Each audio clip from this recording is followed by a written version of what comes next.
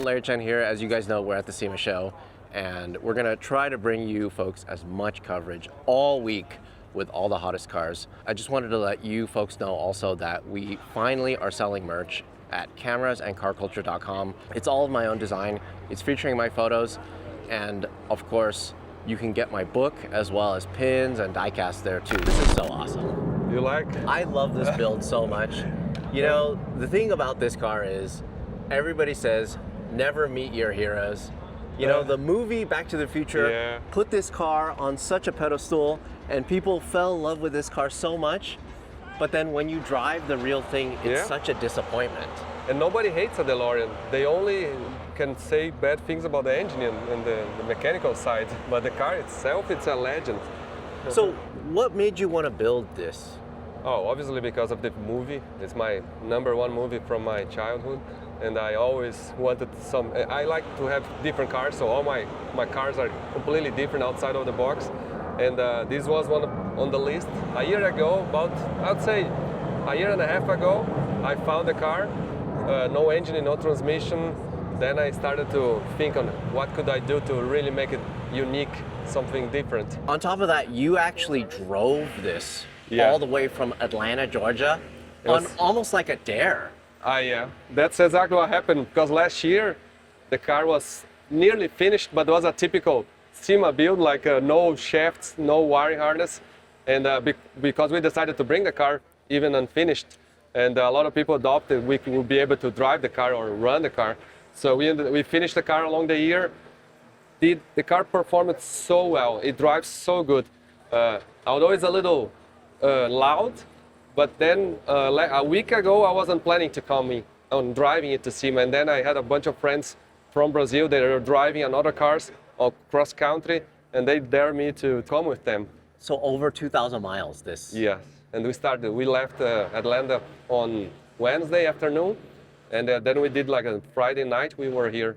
It's like 14, 16 hours a day driving, and I'll tell you, my head was a little with a headache after that, but it was amazing. It was amazing. So let's check out the engine. This is the highlight, of course. Yeah. So what is this actually out of? It's a Ferrari California.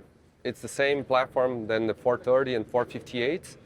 It's a 2014 engine. And originally I was swapping a Maserati engine, which is a similar family, but not a flat plane crank. And when I was almost done adapting the flange to the Porsche transmission, we ended up finding this engine. Then was a perfect fit.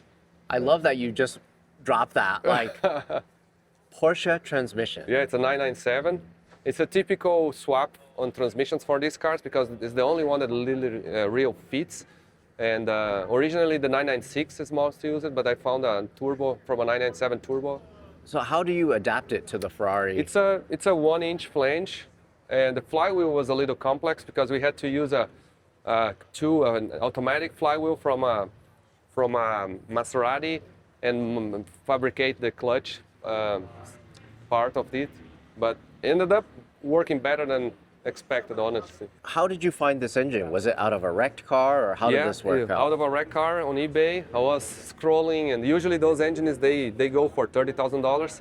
And one day I was scrolling and found these way cheaper, and I was like, man, I'll take the risk. And this engine has 90,000 miles on it. So how did you know this was going to fit, though? We made it. We made it fit. Because no matter what, it would fit. Huh? Yeah, I mean, I have like a less than half-inch space here without having to cut anything around here, but and I have to move the transmission whatever possible to the front.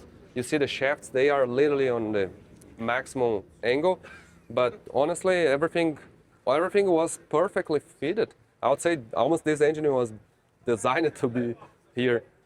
And then I flipped the intake manifold. Originally the intake is this side, so if you look inside you can see the throttle bodies on my ear here. Wait, what? Let me turn on the light. How does it? You actually could just flip it? Yeah. And it bolts up? Yeah. It's you see the throttle bodies? Yeah. Oh my good. Wait. So it's drive-by wire. Yeah.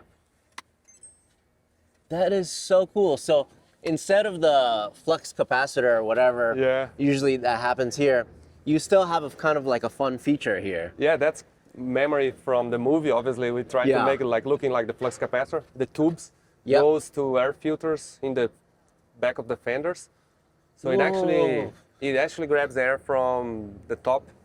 So it's like a see-through airbox. Yeah. Uh-huh. That is so neat. And then the air filters are inside, and this is the actual It's venting. functional. Yeah, it's functional. But this is on the original car too. Correct. Yeah. Wow. This is actually a large box here. I don't know why they had that left. So then we were able to tuck everything away from the engine bay. The only thing is really the coolant. So then, what fuel tech things are you using on this? Mainly the FT700. Okay. That's the dash and the ECU. So you can see, I don't know if you can see it by the light, but you have the flux capacitor here, the plutonium level, and we did like 188 miles per hour, where it actually travels in time. Dude, that is so nice. I love that. Okay, so then, and so it is running a fuel tech ECU setup. It's complete standalone because the engine is direct injection, so it's dual pump. It's more complex than a regular port injection, but we control everything. That's amazing. I think I can start the engine if you want here. Yeah, sure. I would love that.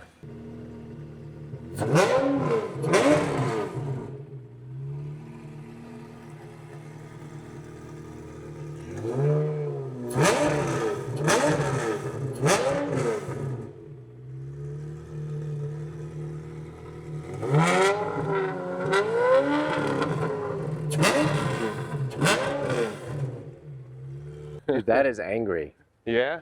So then, what did you do with the exhaust? The exhaust, it's a fully equal length, precisely fully equal length. It was designed in Brazil, and we ship it over here in a big box. If you look, it's all covered with Inconel, but the tubes are, you can see the collector here. Yeah. The collector here has like the reduction and then the expansion. All tubes is all calculated to sync at 3,500 RPM and 7,000 RPM. So then, is it Porsche 997 axles and everything then? No, the axles are custom made because you have to match the length, but they are based on the Porsche. So then, how was the actual chassis when you picked it up? Was it in pretty good condition? Those chassis, they all get rust because they're not stainless. So you have to body off, remove and then we reinforce it. This chassis is obviously is known to be, it twists. So you need to reinforce it all. Then we did the suspension, K&W, suspension upgrades, brakes. The wheels are, my initials are Anderson Frederico Dick. This is my initials, so I do my cars all AFD. And these wheels I custom designed them, and we made 2-inch larger. And we did more concave in the back, but that's exact Delorean design. Like, what about the brakes? Did you have to upgrade those? Yeah, these are stock new ones, and the front ones are wheelwood. Oh, I'm surprised KW even makes suspension for this car. They do, it's off the shelf. Yeah. Uh-huh. If you want your Yeah. DeLorean to handle well, you have to get those. I'd say there's more DeLoreans out there than we think, but usually they're broken inside a garage or a barn. But they were made they made 9,000 of those back in time. What about the body? Were the body panels, The were they body- pretty good or were No, they dinged it up? was a lot of bends, but I got some, how do you call the guys that do the denting? Paintless Yeah, dent removal. Yeah.